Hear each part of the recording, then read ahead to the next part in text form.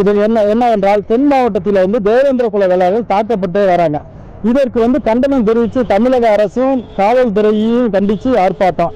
தென் மாவட்டத்தில் வந்து தேவேந்திர குல அடிக்கிறாங்க. மாதம் ஒரு முறை வந்து ஒரு ஏதாவது சண்டை சச்சரவுகள் நடந்து கொண்டு இருக்கிறது. இதை வந்து கேட்காமல் தமிழக அரசு காவல்துறை தூண்டி விட்டுக்கிட்டு இருக்கிறதுனால தமிழ்நாடு ஃபுல்லாக வந்து நாங்கள் கண்டன ஆர்ப்பாட்டம் நடத்திக்கிட்டு இருக்கோம்.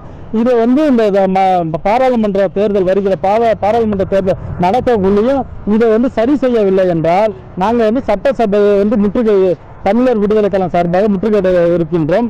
அதன் இல்லாமல் தமிழ்நாடு ஃபுல்லாக வந்து மாவட்டம் தோறும் கண்டன ஆர்ப்பாட்டம் மறியல் போராட்டம் நடத்தணும்னு தெரிஞ்சுக்கொண்டு இங்கே திருச்சியில் வந்து திருச்சி நீதிமன்றம் அருகில் தியாகி இமானுவேல் சேகரனோட உருவ சிலையை நிறுவனம் சொல்லியிருந்தாங்க.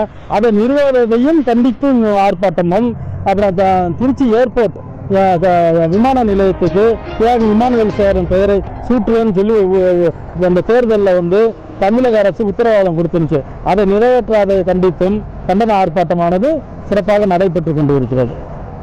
நன்றி. திருச்சி நீதிமன்றம் அருகில் தியாகி இமானுவேல் சேகரன் உருவ சிலையை நிறுவாத